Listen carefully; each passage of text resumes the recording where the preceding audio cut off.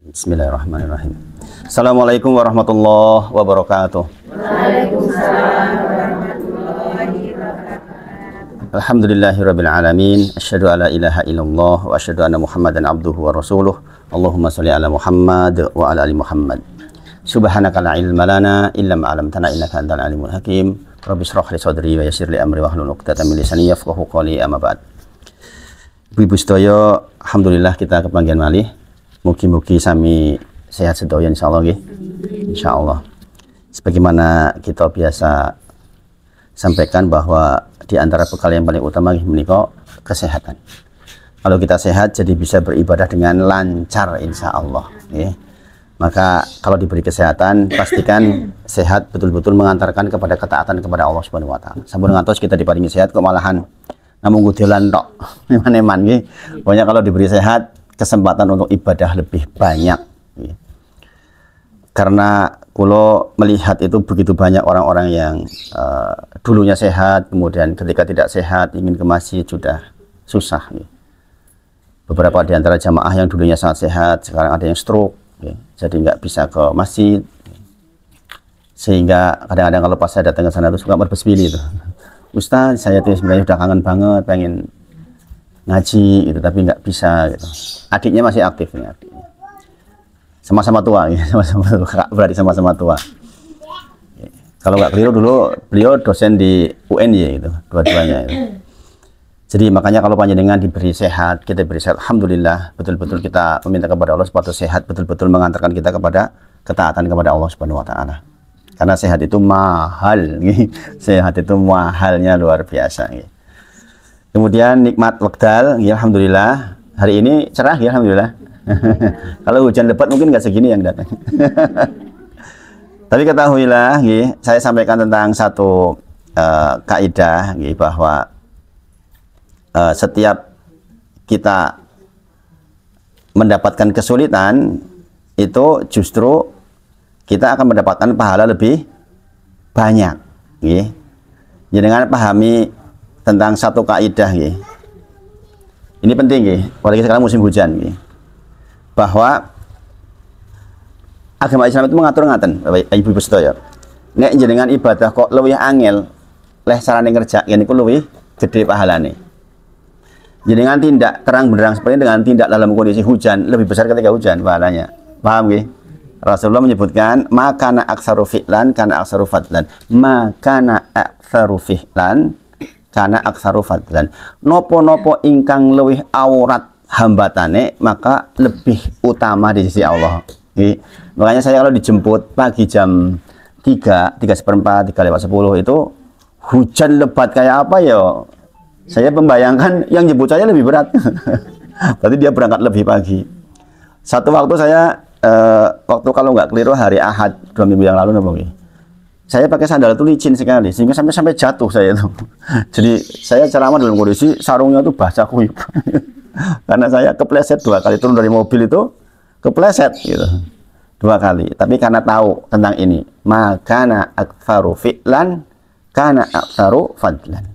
Nopo-nopo ingkang lebih aurat, lebih berat hambatannya maka lebih besar pula pahalanya. Makanya kalau jenengan hujan ngaji tetap ngaji. Saya kemarin cerita sama istri, ini perjanjiannya gimana? Kalau hujan nggak ngaji, kepiye? Hujan larang ngaji kepiye? Ngaji mawon gitu. Ngaji saja gitu. Nanti jadi karena pahalanya lebih besar. Kan tidak setiap pagi kita kehujanan toh. Ya kan. Makanya kalau pas hujan jangan dengan bermohon kepada Allah, justru dengan itu pahalanya lebih besar. Kemudian dikatakan a'malu kullama katsara wa saqqa karena afdolu mimma laisa kadzalik. Nopo-nopo ingkang lebih banyak jumlah sulitnya maka lebih afdol daripada yang enggak kayak itu. Nek sing biasa mawon niku lebih ora afdol dibandingkan nek onten hambatanipun. Nah, ini dalilnya dari mana? Aisyah radhiyallahu anha mendengar saking Rasulullah, walakinnaha ala qadri nasabik. Tetapi pahalanya ora kaya sing pengorbanane akeh. Jadi nek pengorbanan makin banyak maka makin besar pula pahalanya. Itulah mengapa di antara ciri penduduk surga Ibu sedaya adalah orang-orang yang tersebut di dalam Quran surah Ali Imran 134. Alladzina yunfikuna fis sarra'i wad dharra'i wal kadhiminal ghaidh wal 'afina 'anil nas. Wallahu yuhibbul muhsinin. Sesungguhnya penduduk surga itu adalah orang-orang yang dia berinfak, bersedekah di jalan Allah dengan tenaganya, dengan uangnya, dengan ilmunya, dalam kondisi lapang dan dalam kondisi sempit. Nek lagi lapang ngono sedekah mboten abot. Tapi nek sempit kok ji sedekah niku ora abot. Gini apa nggih? Wah aku lagi butuh oke on sedekah. Nggih, malah kurang nggih. Kok kita masih bisa sedekah, itu yang menjadi ciri penduduk surga. Kemudian wal afina 'anin nas, dan memaafkan orang lain. Memaafkan berarti apa? Kita jane iso nesu karo wong ning tak maafke wae lah. Itu maka dia menjadi ciri penduduk surga. Nah, Ibu sedaya, maka kita memohon sama Allah nggih agar kita betul-betul dipilih oleh Allah untuk bisa menjadi orang yang bisa melawan kesulitan. Nggih. Karena sekarang musim hujan, saya sampaikan itu supaya menjadi pengingat buat panjenengan sedaya insyaallah. Sekali lagi, saya itu dijemput jam 3 pagi, hampir setiap pagi. Jadi, jangan bisa bayangkan kalau lagi hujan lebat banget. Kan sekarang sering tuh hujan jam-jam segitu. Lagi gede-gedenya hujan itu. Saya sudah keluar. Gitu. Artinya hambatannya diperoleh lebih besar. Nah, untuk sore ini saya menyampaikan tentang salah satu hadis hadis Arba'in nomor 15. Sudah belum bulan lalu tentang mangkana yu'minu billahi wal yaumil akhir falyaqul khairan aw liyasmut. Sing sinten kemawon percaya kepada Allah dan hari akhir, berkata baik atau diam. Sudah belum? Bulan lalu sudah belum?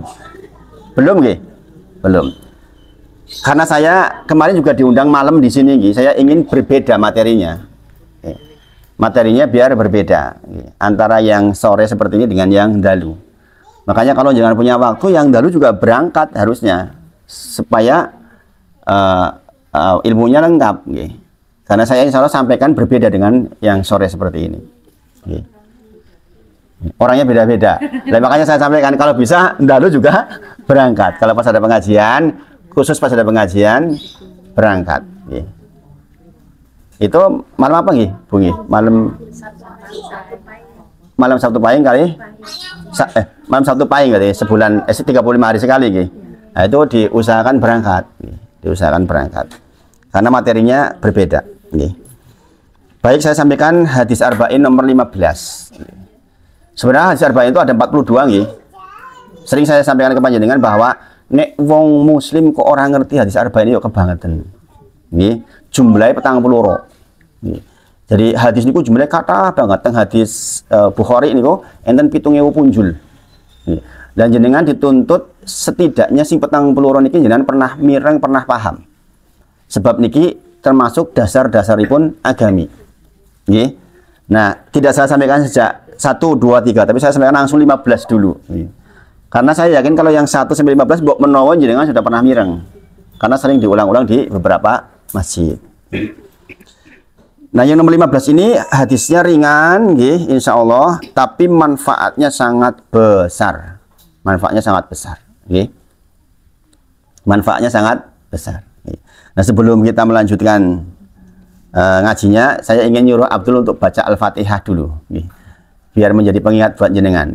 Kayaknya jenengan tadi agak sedikit kegeret nih. Masih ada sedikit kegeret matnya. Matnya ada sedikit kegeret itu tadi, agak kepanjangan. Coba Abdul sekarang baca dulu. Supaya mengingatkan.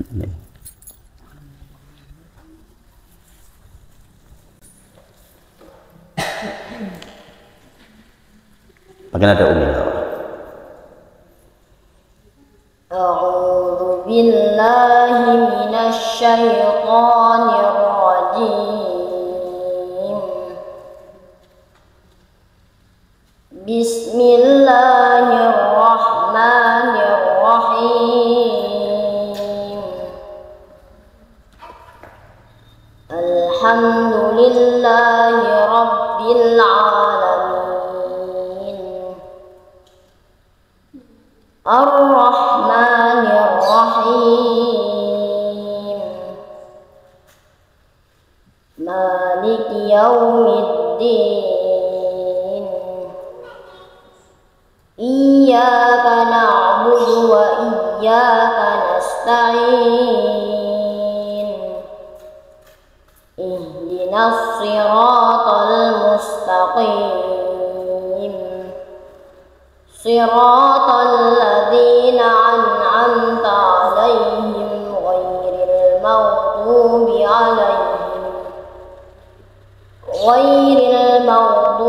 'alaihim waladdallin.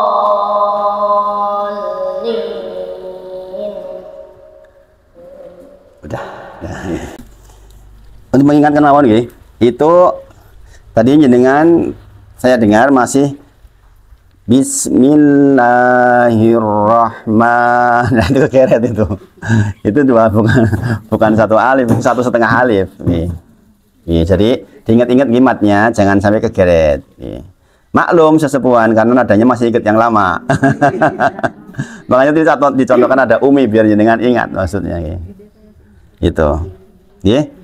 Jadi ya belajar itu berjuang. Pokoknya sinau tekan mati. Makanya anak-anak kan kalau belajar itu sering dikatakan ora ono prai ngaji sampai mati, begitu memang semboyannya. Jadi kita ngaji terus. Sudah tahu kekurangannya di mana, sudah tahu sudah tahu panjang pendeknya. Jadi jangan kegeret, jangan alhamdulillahi rabbil alamin. Satu ayun aja. Alhamdulillahi rabbil alamin. Terus nun juga diberi haknya alamin. Bukan alamin. Bukan gitu alamin gitu. Jadi dicontoh ya sama Abdullah insyaallah. Nah, kita bahas hadis nomor 15 yaitu an Abi Hurairah radhiyallahu anhu. Abu Hurairah sudah saya ceritakan ketika malam. Kalau yang malam tindak sinten Abu Hurairah sampun ngertos. Saya tidak ulang, nanti jangan lihat saja videonya, video yang di Al-Karim. Insya Allah bermanfaat kalau jangan buka. Jadi kalau kita meriwayatkan hadis itu kita harus tahu perawinya siapa supaya kita bisa belajar mengambil pelajaran dari beliau. Abu Hurairah niku yang meriwayatkan hadis paling banyak. Jumlahnya 5.374 hadis petang tahun. Hidup bersama Rasulullah 4 tahun bisa meriwayatkan 5.374 hadis. Niku lak kathah banget niku. Sedinten pinten niku. 1 tahun 365 hari. Petang tahun berarti sekitar 1.200 hari. Kok iso ngriwayatke 5.000 punjul? Berarti sedinten luwih saka 4. Nah itu. Berarti orang-orang hebat itu memang banyak belajar. Dikatakan ana Rasulullah Shallallahu Alaihi Wasallam. Qol, adapun Nabi Muhammad Shallallahu Alaihi Wasallam bersabda. Nah ini perhatikan betul. Ini untuk sangu dengan semua insya Allah. Ikang sepindah. Mangkana yu'minu billahi wal yaumil akhir falyakul khairon au liyasmut.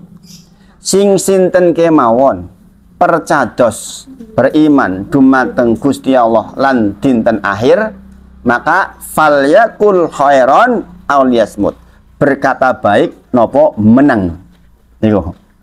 Jadi meneng niku luwih apik ketimbang ngomong sing boten manfaat. Nggih.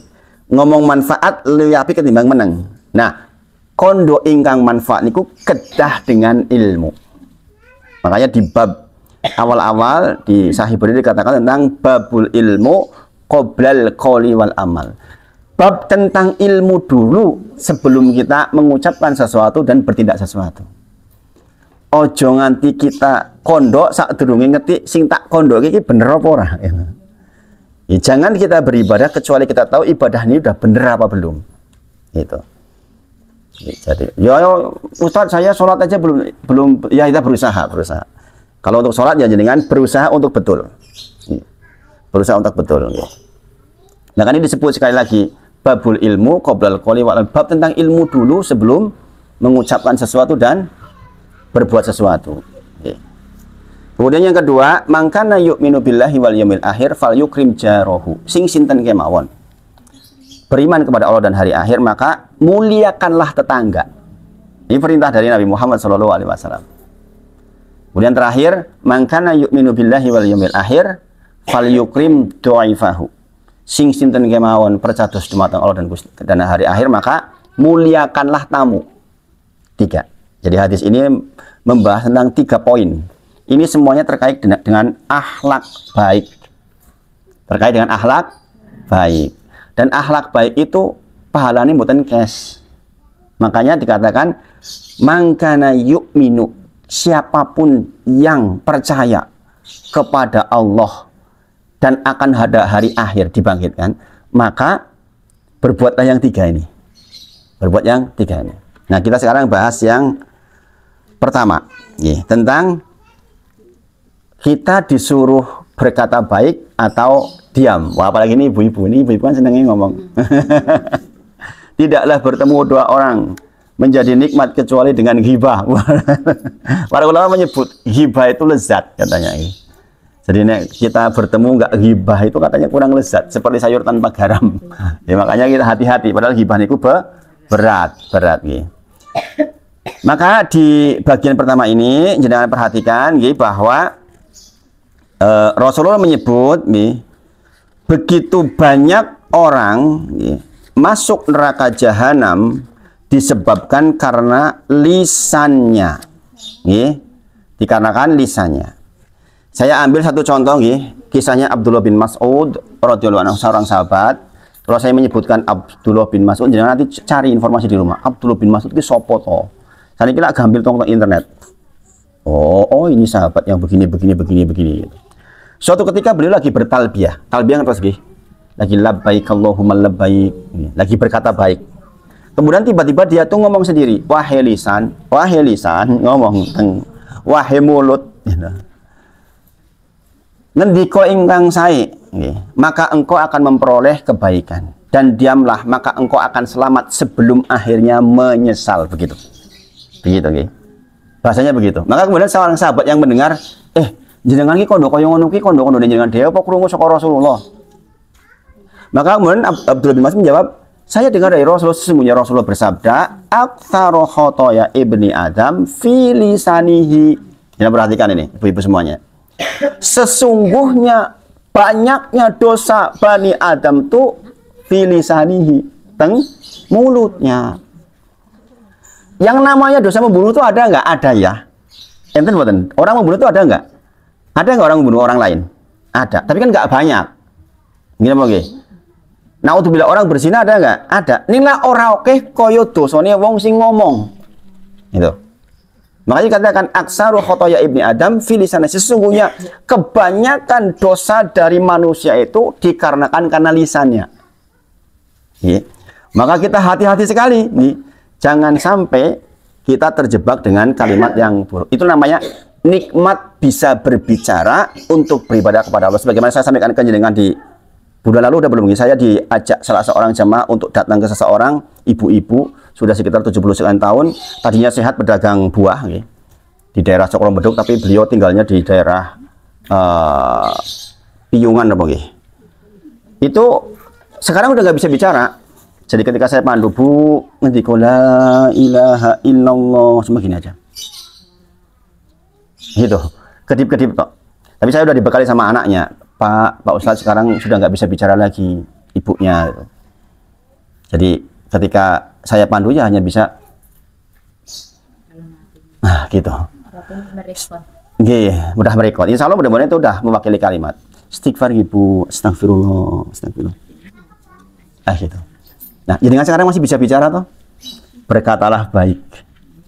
Karena kalau tidak, maka nanti kita akan masuk ke dalam wilayah yang tidak bagus. Kita jangan sampai menunggu tidak bisa bicara baru kemudian kita menyesal. Jadi sekali lagi Rasulullah ngendika, ternyata dosa dari anak Adam itu kebanyakan karena lisan. Rasul ditanya, ya Rasulullah, apa itu keselamatan? Maka Rasulullah kemudian mengatakan begitu. Rasulullah menunjuk mulutnya. Apa itu keselamatan ya Rasulullah? Ini. Gitu. Makanya berhati-hati. Kemudian ditanya kepada Rasul, su'ila Rasulullah sallallahu alaihi wasallam an aksari ma yudkhiluna sal jannah, nopo to ya Rasulullah yang membuat orang banyak masuk surga? Rasul menjawab, taqwallah wa husnul khuluq, bertakwa kepada Allah dan akhlak yang baik. Kemudian wa su'ila aksara ma yudkhiluna sal nar, apa yang membuat orang banyak masuk neraka? Dikatakan al-famu wal faroju. Yang membuat kita banyak masuk ke neraka itu al-famu wal faroju, yaitu mulut dan kemaluan. Itu yang membuat orang banyak masuk ke neraka jahanam. Maka Rasulullah mengatakan man yadman baina lihyaihi wa ma baina rijlaihi, maka dijamin masuk surga. Sing sinten kemawon, kata Rasulullah, bisa menjamin menjaga apa yang ada di antara dua janggut berarti mulut dan apa yang ada di antara dua kaki yaitu kemaluan, maka dijamin masuk surga. Sampai di sini aku dipahami ya. Jadi ini pesan dari Rasulullah yang sangat besar. Maka hati-hatilah dengan mulut dan farji. Karena kebanyakan manusia masuk neraka jahanam dikarenakan karena mulutnya dan kemaluannya. Kemudian ingat Bapak Ibu semuanya, Ibu-ibu semuanya, dengan lisan kita bisa berdusta. Dengan lisan kita bisa menghina. Dengan lisan kita bisa mengiris-iris hati orang lain. Ya enggak? Dengan lisan itu. Tajamnya katanya lidah itu mengungkuli pedang. Gitu nih, dengan kesilet nah lukanya itu dikempun diobati mari. Tapi ini disilet hatinya niku subhanallah. Dan dengan suwe men marine. Nggih. Gini apa nggih? Nggih. Baik kalau wanita yang perasa itu aduh gitu. Woromen gitu kan. Gitu nggih. Makanya betul dikatakan bahwa bahayanya. Dan hari ini ibu-ibu semuanya, lisan itu diwakili oleh tangan. Nggih. Jadi kan kalau komentar tentang YouTube ini nggak tangan tuh, buatan ngomong tuh. Oh, jadi kan namanya Busri misalnya, teng YouTube, jadi kan pakai nama lain, namanya Margaret. Maki-maki wong ngomong, wah dasar, wah. Jadi kan pikir, lo nggak tahu, jadi kan ngapusi jenenge. Dicatat tuh Busri sing nulis nih. Dan itu lebih bahaya ketimbang kalimat, karena apa? Zaman sekarang itu tulisan itu dibaca banyak orang. Ini bisa menjadi dosa jariyah. Maka berhati-hatilah. Mereka katakan wa inal abda, sesungguhnya seorang hamba la yatakallamu, mengatakan sesuatu bil kalimat yang tidak dipikir min sakhotillahi ta'ala, yang membuat Allah tuh marah banget. La yulkilaha balan yafi biha fi jahannam, sampai-sampai dia masuk ke neraka jahanam yang jaraknya bainal masyriqi wal maghrib. Jadi kata tiang ingkang ngendiko sesuatu tanpa dipikir, yang kalimat itu bisa membuat murkanya Allah sehingga dia masuk ke neraka jahanam yang jauhnya seperti timur dan barat, ceromen itu gara-gara lisan. Maka dikatakan man kana yu'minu billahi wal yaumil akhir falyaqul khairan aw liyasmut. Sing sinten kemawon percados betul kepada Allah dan akan ada hari akhir, maka berkata baik atau diam. Pak, nanti habis ini pengajian ini ibu-ibu banyak diam kayaknya. Pokoknya nek ora iso kondo ape mending menang. Mending menang. Itu. Jadi pokoknya kalau jenengan berkata-kata kok tidak yakin kalimatnya itu bermanfaat, mending menang. Kemudian dikisahkan, ada seorang wanita. Ini sampai kepada Rasulullah SAW dan ini sudah sangat terkenal. Kila li Nabi SAW, dikatakan kepada Nabi Muhammad SAW, ya Rasulullah. Ini orang lapor kepada Rasulullah. Inna fulanatan taqumul laila wa tasumun nahara wa taf'alu wa tasaddaqu wa tu'ti jirona bilisaniha. Ya Rasulullah, sesungguhnya saya punya tetangga, seorang wanita. Dia sholat malam, dia puasa dan dia bersedekah, tetapi di akhir dikatakan tu'dzi jironaha bilisaniha, tapi dia tu'dzi itu ngeloroni. Tu'dzi jironaha, tetangganya, bi dengan lisaniha, dengan lisannya. Oh ya. Ini tuh mic-nya udah agak rusak, makanya harus diganti. Mana tadi Dul? Oh, ini.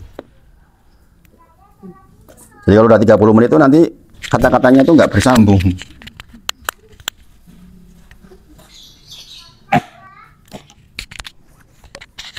Jadi sekali lagi, ini orang baik kan, sudah sholat malam, sudah sedekah, bayangin puasa, tapi tu'zi jironaha, tapi dia menyakiti tetangganya, bilisaniha, dengan lisannya. Maka kata Rasul, faqala Rasulullah SAW, La khairu fiha, ora ono apike wong kuwi. Hiya min ahlin nar, dia penduduk neraka jahanam. Bayangin Ibu-ibu. Salate ora kanggo. Nggih. Sedekah ora kanggo. Makanya sekali lagi Ibu-ibu semuanya, orang sudah ngaji itu memang harus baik ke atas dan baik ke kanan kiri. Baik dengan yang jenengan mampu nih. Orang kan kemampuannya beda-beda, ada yang mampunya dengan uang, ada yang mampunya dengan tenaga, ada yang mampunya dengan ilmu. Kayak saya dengan tenaga ya nggak bisa saya. Saya lemah terus terang kalau suruh kerja-kerja berat yang terkait dengan tenaga nggak bisa saya. Makanya saya kalau kerja bakti di lingkungan juga sekuatnya saja. Nggak bisa ya kayak yang lain, misalnya ngecor nganti tangan wengi ya saya nggak kuat ya, iso seminggu langsung ngomong-ngomong saya. Makanya jadi kalau jadi pengurus RT lihat kemampuan dari warganya, nggak semuanya harus sama perannya maksudnya. Ada yang dengan tenaganya, ada yang dengan ilmunya, itu seperti itu harusnya. Jadi seperti itu. Jadi ada perempuan seperti itu, tapi kemudian dikatakan qalu wa fulana, tidak ada seorang perempuan tusoli maktubah. Dia sholatnya sementara yang wajib-wajib saja, belum sempat sholat sunnah. Wa tasaddaqu bi aswari, sedekah mung nganggo roti sithik, yang duweni mung kuwi. Nggih. Kemudian wala tu'zi ahadan, tapi dia enggak pernah menyakiti orang lain. Nih kalimatnya. Wala tu'zi ahadan. Berarti benar-benar hati-hati tenan. Orang itu enggak pernah nyakiti siapapun dengan lisannya. Maka kata Rasulullah faqala hiya min ahlil jannah. Dia penduduk surga dia itu. Kata Rasulullah. Coba ibu-ibu. Jadi lisan itu memang luar biasa. Makanya kali ini ditanya, ya Rasulullah, apa keselamatan? Begitu. Apa keselamatan ya Rasulullah? Ini kata Rasulullah begitu. Bayangin. Saking memang yang namanya lisan itu luar biasa. Kemudian Bapak Ibu semuanya, Ibu-ibu semuanya, saya biasanya karena bapak-bapak juga ikut, jadi bapak-bapak juga disebut. Nah, ucapan itu ada 3 macam. Kalimat itu ada 3 macam. Kalimat yang baik, kalimat yang buruk, dan kalimat yang mubah. Kalimat yang baik, kalimat yang secara zatnya baik. Contoh, ucapan alhamdulillah. Kabeh wong kudu niku apik ngene wae. Jadi secara zatnya memang itu baik dan itu diperintahkan oleh Allah. Ya ayyuhalladzina amanu dzkurullaha dzikran katsira, kata Allah. Wasabbihu bukratan wa asila. Wahai orang-orang yang beriman, perbanyaklah ucapan subhanallah. Khususnya di waktu pagi dan petang.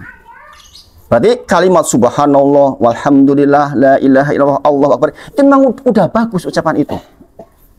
Dan itu memang diperintahkan oleh Allah. Tapi juga ada ucapan yang buruk. Ucapan yang buruk. Dengan buruk niku. Mboten tegel ya ngomong. Itu ucapan yang buruk dan itu membahayakan.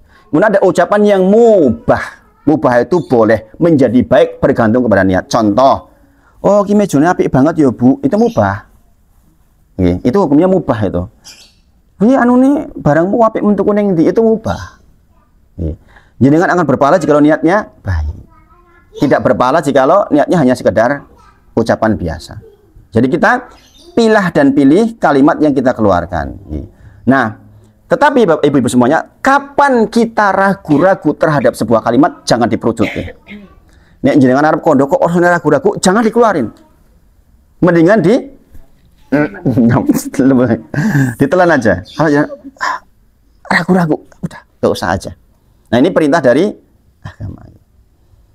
Jadi ketika Rasul ditanya, qultu ya Rasulullah man najah, ya Rasul apa itu keselamatan? Amsik alaika lisanak waliyasaka baituka wabki ala khotiatik. Intinya apa itu keselamatan ini? Pokoknya jaga betul ini, jaga betul.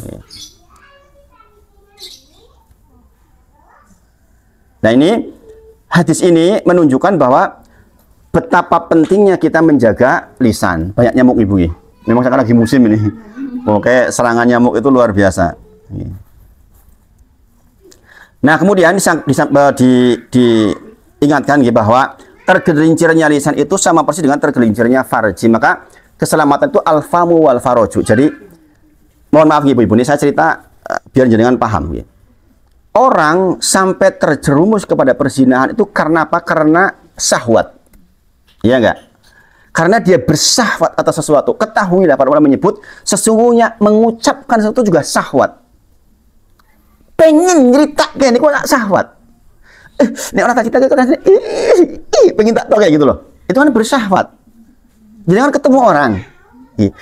Jangan tahu sesuatu, tahu tentang rahasia orang tertentu. Jangan ketemu orang lain. Jangan itu ada syahwat pengen ngomong. Lah, jangan aku pengen buat ngomong kayak gitu. Gitu. Paham? Tapi jangan dikeluarin. Paham ya? Makanya dikatakan syahwat orang di dalam hubungan badan itu seperti itu. Sampai ustaz ulama seperti itu. Podo-podo ada syahwatnya maksudnya. Maka berhati-hati. Makanya perintahnya wala taqrabu zina, bukan jangan berzina, tapi ojo cerak-cerak yo. Jenengan ngerti yen ketemu si fulan ke bakal ceritake, yo ojo cerak-cerak sengojo itu. Paham? Maka jangan dekati potensi yang buat jenengan dadi nyeritake. Pendak-pendak nek ketemu wong kuwi mesti dadi nyeritake. Yo wis lah ora usah ketemu lah. Paham? Jenengan ketemu jika lu sudah persiapan, saya udah punya tameng. Pokoknya aku ketemu dia ini moh kon nyeritake. Nah, gitu lah maksudnya. Paham? Nah, seperti itu maksudnya. Sampai sebegitunya Bapak Ibu, para ulama menyebut. Sebab apa? Sebagaimana syahwat, maka berbicara itu ada syahwatnya. Gitu. Pengen ngomongi wong. Itu tuh ada di setiap diri kita. Bukan cuma jenengan, saya juga. Kadang-kadang kalau habis di rumah kadang-kadang pengen ngobrol sama istri, iki mau barang ngomong, rasidot gitu. Kecuali ada pelajaran yang diambil, itu pun hati-hatilah. Pokoknya mending ora itu. Karena apa? Ketahuilah. Naudzubillah, kenapa terjadi perzinahan? Karena ada kelezatan. Maka di dalam menceritakan orang pun ada lezatnya.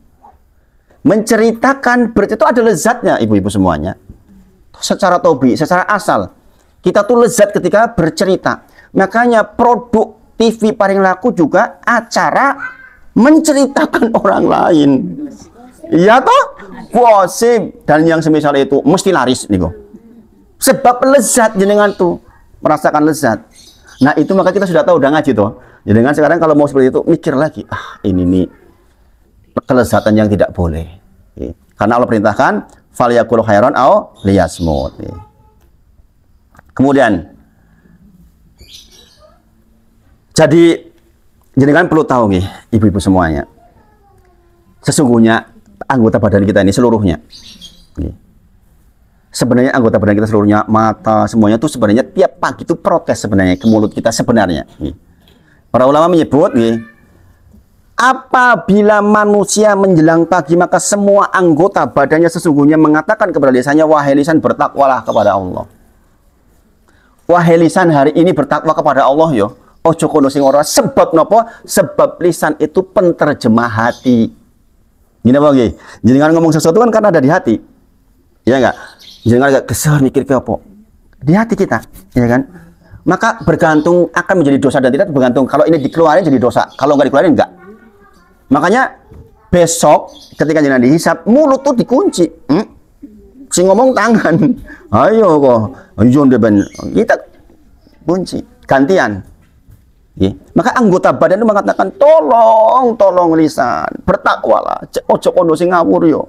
Karena besok ini akan bersaksi nih. Tangan kita, kaki kita akan ngomong. Dek melangkah ke sana dulu begini tuh diceritakan semuanya. Subhanallah. Jadi sekali lagi, lisan itu penterjemah hati. Makanya seseorang kualitasnya sangat terlihat ketika mengucapkan, terutama ketika marah. Marah gitu aslinya. Para ulama menyebut yang namanya marah itu awalnya koyo wong edan, terakhirnya menyesal. Gini bang, ada polisinya, mbak polisi tuh niku, AKP, Dor, coba. Ketika di PTDH dipecat AKP Dadang, sekarang dihukum dengan PTDH, pecat dengan tidak hormat. Langsung kayak gini tuh itu, menyesal. Padahal waktu nembak gagah mentuh, Dor itu. Gara-gara tidak bisa menjaga amarahnya. Subhanallah. Ini kok jadi tentang lisan sekali lagi, tolong diperhatikan, jangan jenengan mengucapkan sesuatu kecuali sesungguhnya jenengan paham betul. Wahai Aisyah, kata Rasulullah, sesungguhnya sejelek-jelek kedudukan manusia di sisi Allah adalah orang yang ditinggalkan atau dijauhi oleh manusia karena takut akan kekejiannya, di antaranya kekejian lisannya. Sejelek-jelek manusia di sisi Allah besok kelak di yaumil akhir adalah orang yang dulu di dunia ditinggalkan oleh orang-orang sekitarnya disebabkan karena kekejian lisannya. Subhanallah. Aku nyegah nyerak-nyerak dek ini, nyerak-nyerak dek itu koso aku. Aku gak koncoan kalau dek ini kalau pengen rasanya jadi hatiku jadi loro. Nah, ini orang jelek. Subhanallah. Ono wong koncoan kepeksa, kepeksa gelem koncoan. Ya kalau jenengan ketemu orangnya menceritakan orang, kak jenengan bisa bayangkan berarti nek dia ketemu yang lain juga menceritakan jenengan atau kira-kira, ya enggak? Iyalah, jenengan jangan mengatakan orang nek aku apian. Iya jarene sapa? Siapa yang menjamin? Okay. Kalau ketemu jenengan kok menceritakan orang lain, berarti ketemu orang lain menceritakan jenengan, itu rumusnya. Okay. Makanya akhirnya dijauhi oleh semua orang. Jadi jangan jadikan lisan sebagai panglima. Yang berikutnya adalah memuliakan tamu. Memuliakan tetangga. Yang kedua, memuliakan tetangga. Nah, ini juga disebut, sampai-sampai Rasulullah itu mengira bahwa waris itu tonggo ya dikei. Sampai mengira begitu gara-gara apa? Gara-gara mazala senantiasa pendak-pendak kata Rasulullah yusini Jibrilu pendak-pendak Jibril ketemu saya berwasiat kepada saya tentang bijari tentang tetangga, tentang berbuat baik kepada tetangga, hatta sampai saya mengira annahu sesungguhnya saya hendak mewariskan sebagian harta saya untuk tetangga saya, sampai mengira begitu. Makanya saking seringnya ketemu Jibril kan ini, ya wahai Muhammad berbuat baik sama tetangga. Ketemu ya Muhammad berbuat baik sama tetangga. Sampai Rasulullah mengira, oh yuk waris cukup dikei. Tentu saja waris nggak dikasih kan. Tapi saking perintah untuk berbuat baik sama tetangga itu saking seringnya, sampai kedudukan tetangga itu tinggi sekali di sisi agama ini. Maka Imam Al-Ghazali menyebut ada 10 definisi berbuat baik sama tetangga dalam hadis tadi itu ada 10.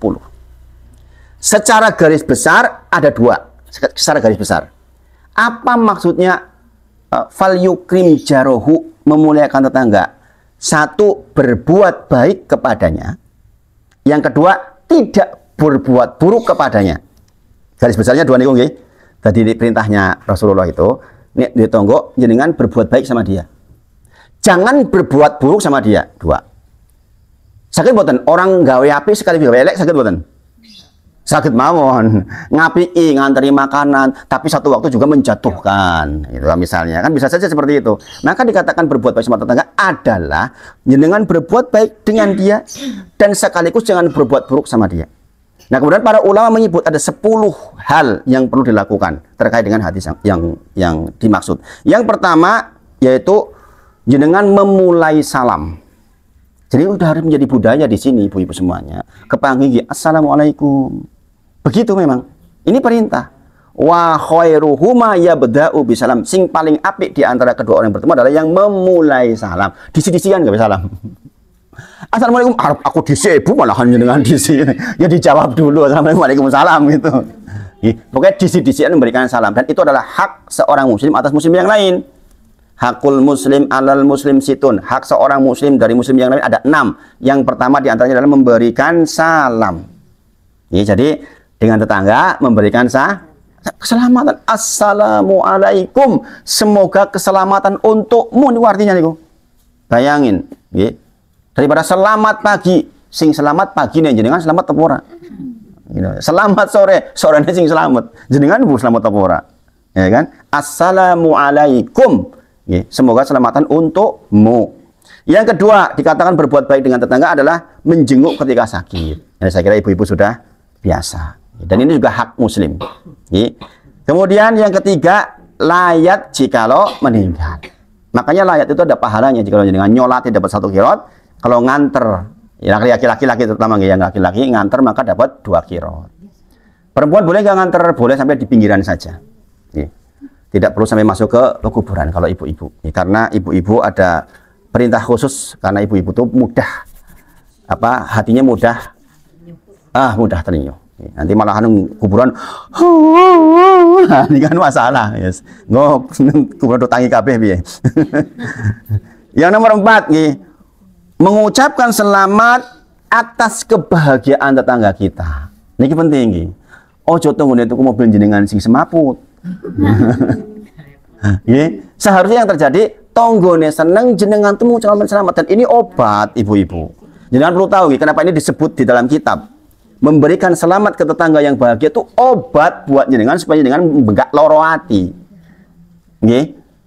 Tonggone tuku kulkas anyar jenengan sing bingung. Tonggone gawe omah apik jenengan sing bingung. Jenengan ikut bahagia. Selamat ibu, masya Allah, alhamdulillah jenengan diparingi rezeki. Jenengan sudah seperti itu belum? Belum. Mulai sekarang harus sudah tahu ilmunya, berpahala. Berpahala. Ini kan perintah agama. Kalau jenengan lakukan berarti berpahala. Sebagaimana jenengan sholat malam berpahala, sebagaimana jenengan sholat duha berpahala, jenengan sholat maka mengucapkan kebahagiaan ke tetangga dengan pahala. Itu ibu-ibu. Kadang-kadang ibu bukan suka membeda-bedakan itu. Karena ini perintah agama, kalau dilakukan berarti berpahala. Jadi kalau sekarang melihat tetangga bahagia, ono anaknya ketampa jadi pegawai negeri, selamat ibu, masya Allah. Niat putranya dengan memang pinter, alhamdulillah. Aja alhamdulillah. Terus rekoso. Itu. Ya wajar ada perasaan ingin sepertinya, itu boleh. Tapi tetap mengucapkan selamat. Yang berikutnya, berserikat di dalam bahagia. Maksudnya berikut, berserikat itu apa? Berkumpul, berbagi kebahagiaan. Nek niki wae tonggone tuku mobil jenengan sama selamat. Sing duwe mobil yo bagi kebahagiaan, yo dijak sekali-kali jalan-jalan karo mobile. Paham nggih? Dan diboncengke. Jadi nek jenengan angsal kebahagiaan dibagi. Nggih namanya berserikat di dalam kebahagiaan. Ojo wis tuku mobil anyar jenengan malahan petatang-petenteng wis liwat ngono ya. Ini masalah gitu. Itu.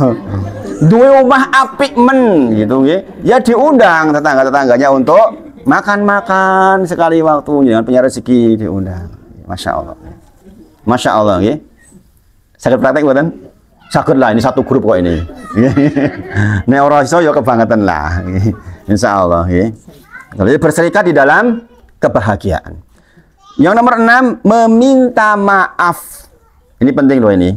Meminta maaf. Ya nek duwe salah ki ya pokoke minta maaf lah, besar hati. Wis aku ngaku salah, Bu. Saya minta maaf nih. Jangan udah ngerti salah, Allah subhanahu. Nanti jangan bangkrut di sana. Nggih. Di Kontoro sebelum masuk surga ada lapangan untuk mengumpulkan orang-orang yang bermasalah. Jangan perlu tahu. Nek jangan gak minta maaf sekarang, sesuk nang kono masalahnya. Jenengan akan ketemu, lah kowe Bu, dek ben ora minta maaf dek ben. Saiki kowe ketemu. Ki lho dosaku nggo kowe yo. Apa enggak repot. Nek sekarang Bu minta maaf, najan abot. Ning nak teng dunia, aku gelem maaf karo kowe. Ning kowe bayar karo aku 50.000, bayarlah, bayar. Sebab teng Kontoro jenengan badhe bayar mboten saged. Bayangin jenengan teng Kontoro, sekali lagi orang masuk surga itu udah bersih semua ibu-ibu. Enggak ada orang masuk surga kok masih punya tanggungan, itu enggak ada. Maka kalau jenengan punya hutang dengan orang lain, dipastikan jenengan ketemu sama orang itu. Kalau jenengan punya hutang, hutang dalam bentuk harta, hutang kalimat, merendahkan orang lain, pasti ketemu besok di sana. Pasti ketemu. Namanya lapangannya Kontoro. Jadi sebelum jenengan masuk setelah hisab, jenengan mau masuk ke surga, entar dulu. Dikumpulin dulu. Dek ben kowe kayak kie, dek ben koyo ngene, ketemu dhisik kayak kie. Orang Cilacap iki. Itu ya. Nggih. Maka jenengan ditemukan dulu. Ditemukan dulu. Dek ben kowe salah karo aku to? Piye? Ya saiki piye? Saiki piye gitu. Kalau orang yang maafkan alhamdulillah. Tapi kebanyakan orang juga butuh pahala jenengan. Ya wis lah dosaku nggo kowe yo. Nah, seperti itu. Karena waktu itu nggak laku lagi harta. Yang laku dosa dan pahala. Begitu. Daripada bangkrut, mending saiki. Demikian juga orang yang punya hutang. Orang punya hutang pasti akan ditemukan ben hutang karo sak yuto to. Saiki arep kepiye? Seperti itu. Kalau jenengan ketemu orang beriman beruntung. Jenengan utang karo wong soleh niku lebih untung. Sebab kenapa? Orang soleh akan diperlihatkan oleh Allah. Kalau Saya kebetulan mengalami ini. Saya tuh punya hutang dan saya punya piutang. Piutang saya di luar, kalau dihitung mungkin sekarang kalau dinilai sekarang 1 eman sebenarnya. Jadi orangnya udah meninggal sekarang. Saya pasti akan ketemu orang itu besok. Karena udah meninggal. Maka ketika nanti ditemukan, Allah akan menunjukkan ke saya, ke orang-orang yang dihutangi, ada rumah yang sangat bagus. Kemudian saya bertanya, ya Allah, itu rumah Nabi siapa? Kata Allah, itu rumah bagi yang mau membayarnya. Bisa dibayar ya Allah dengan apa? Dengan kau membebaskan hutang saudaramu. Maka saya memilih rumah itu, dan orang ini beruntung. Nek wonge beriman sing diutangi. Nek wonge sing diutangi wong bergajulan, aku yo butuh pahalamu, gamen, aku juga pahalamu wae. Nah, ini kan payah. Ini bukan ngajari moroti wong beriman nggih. Jadi kepoksone utang orang wong beriman. Wong soleh, insya Allah lebih untung nih. Sebab orang soleh akan memilih rumah yang disediakan oleh Allah Subhanahu Wa Taala. Jadi mending sekarang minta maaf, ibu-ibu. Maafnya orang berhutang nyaur. Maafnya orang berhutang, Bu maaf ibu, anu spur ya Bu, utang siminya nabung ya Bu. Bukan begitu. Hutang dengan mengembalikan. Gitu. Jadi meminta maaf. Yang ketujuh, ini penting ibu-ibu semuanya, menundukkan pandangan kepada pasangan tetangga panjenengan. Nggak boleh jenengan melihat lirik pasangan tetangga, walaupun lebih ganteng, walaupun lebih ayu. Karena ada istilah rumput tetangga lebih hijau dari rumputnya sendiri. Bojone ayu menisi dadak delok sing liyane. Karena Pak, setan meliputi ibu-ibu semuanya. Sering saya ceritakan ke jenengan, ada orang bojone wis ayu men kok selingkuh karo wong ora ayu. Terjadi nggak kayak gitu? Bojone ayu men kok yo ndek selingkuhan iki ya Allah elek men. Sebab nopo? Lah merongos sisan. Sebab nopo? Sebab diliputi oleh setan, janjinya setan memang. Makanya di antara tugas berbuat baik ke tetangga adalah menundukkan pandangan ke pasangan tetangga, laki-laki maupun perempuan. Laki-laki dan perempuan, apalagi kalau terkenal, kalau panjangan termasuk orang yang cantik, maka ditutupilah. Makanya di madzhab Syafi'i itu sampai-sampai kalau wanita yang terkenal mahfum kai wong ayu terlarang ke masjid. Lebih baik sholat di rumah. Kalau di sini ada orang terkenal, pokoknya wong kayak ayu nepol-polan, sholat di rumah wae. Sampai seperti itu madzhab Syafi'i itu. Karena takut menimbulkan fitnah. Ingat, laki-laki itu punya marot, punya penyakit. Kalau nggak jaga pandangan, wah ndelok ting ting ting ting, wah nyetrum. Ya kan? Nek wis nyetrum terus bablas, ya repot. Makanya di antara berbuat baik sama tetangga adalah menundukkan pandangan kepada pasangan tetangga. Di perumahan-perumahan banyak terjadi, ibu-ibu, perselingkuhan tetangga dengan tetangganya banyak terjadi. Saya dulu waktu SMA nggak paham. Saya di perumahan dulu dengan kakak saya. Setelah saya dewasa baru paham. Oh, dia kayak bukai Pak Kae to, ya Allah, gitu. Nembe paham. Makanya ada syariat seperti ini, tundukkan pandangan.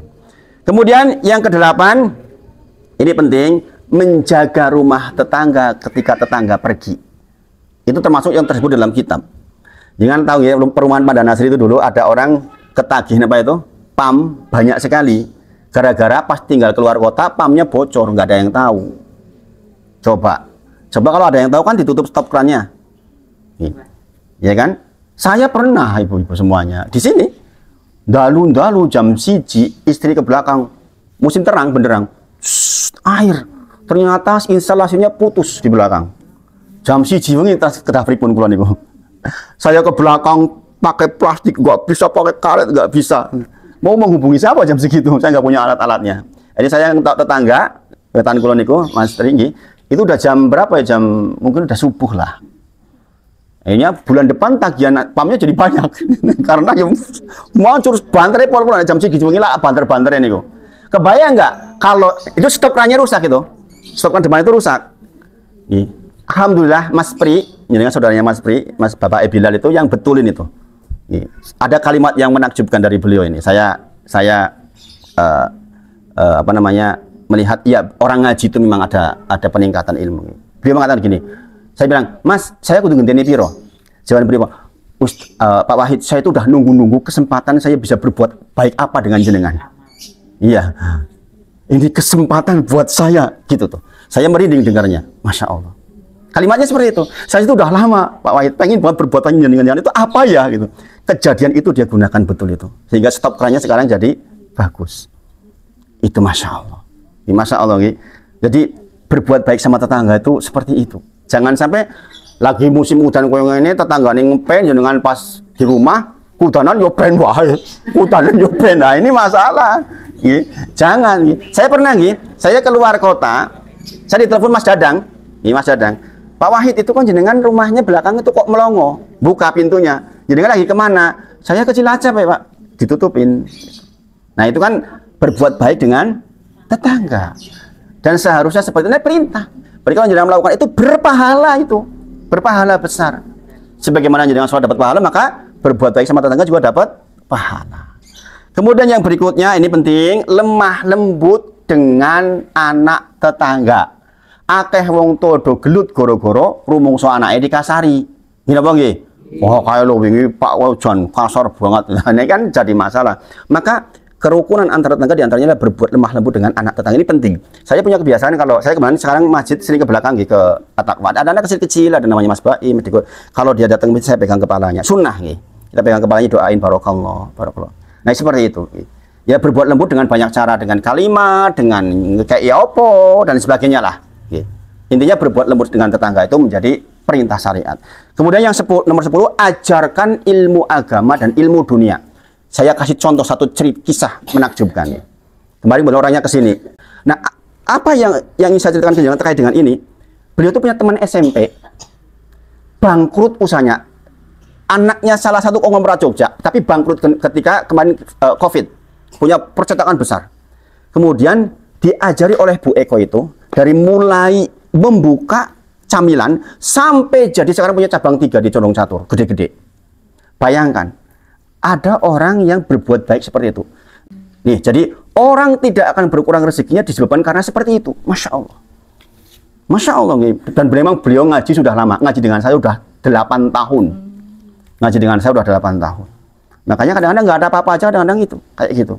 Maka kasihkan. Jadi, beliau mengajarkan kepada orang-orang ilmu agama dengan cara mengajak orang ngaji. Nih, yuk ngaji sama Ustadz Wahid. Diajak. Dan dia menyediakan makanannya. Jadi kalau Jumat pagi kayak tadi pagi,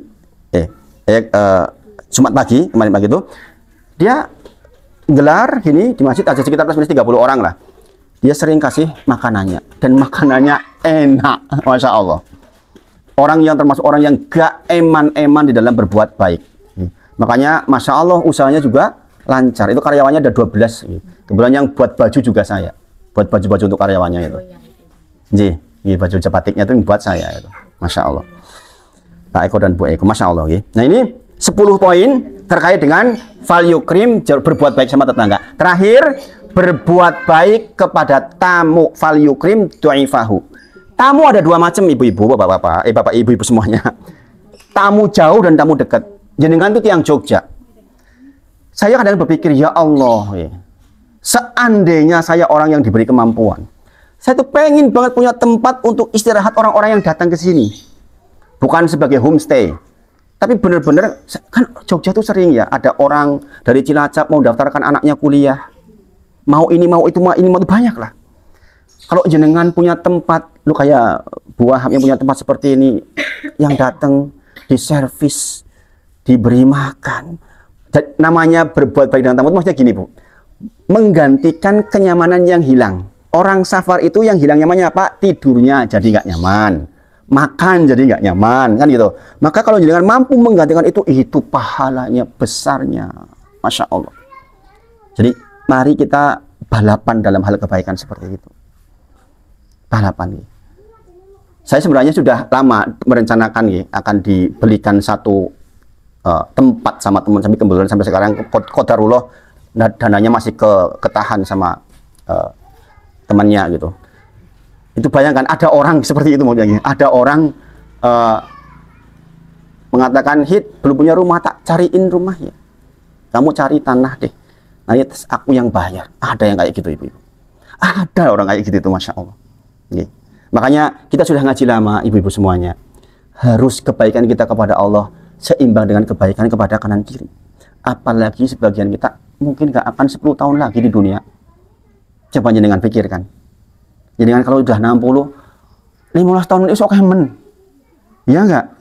Kalau jenengan sekarang udah 60, ya rasa-rasanya ketoknya 10 tahun tambahan itu is oke men. Gini apa nggih? Sebagian kita ini, sebagian kita. Mungkin saya pun kata orang ketangan 20 tahun men, orang kayak kata orang. Saya nggak yakin sampai 20 tahun lagi. Ibu saya 65 tahun, bapak saya 68 tahun, lebih sehat ketimbang kulo. Lah saya sekarang, saya tuh nggak cukup sehat ibu-ibu semuanya. Saya kadang-kadang nyesek, punggungnya, dadanya sesek kadang-kadang. Makanya sering saya bilang sama istri, saya dikasih 5 tahun lagi aja, alhamdulillah. Apalagi kalau jenengan sudah sakit-sakitan, nggak akan lama lagi. Untuk apa? Coba kebutuhan kita sedikit ibu-ibu semuanya. Maka pastikan jenengan efektif di TTP apapun dijadikan fisabilillah. Ya, mudah-mudahan membangkitkan kebaikan-kebaikan semuanya yang hadir. Nah mungkin itu nih sampaikan nih hadis nomor 15. Mudah-mudahan bisa dipegangi. Nanti kita di pertemuan berikutnya bisa bahas hadis nomor 16 atau tentang fikih sholat. Usahakan juga kalau bisa yang dalu di sini, jadi nanti tidak jadi ilmunya bertambah. Ini saya bedakan materinya antara yang sore dengan yang dalu, saya bedakan supaya jangan tambah ilmunya. Demikian nggih, matur nuwun. Mohon maaf jika ada hal yang kurang pas di hati. Wa akhiru da'wana alhamdulillahirabbil alamin. Assalamualaikum warahmatullahi wabarakatuh.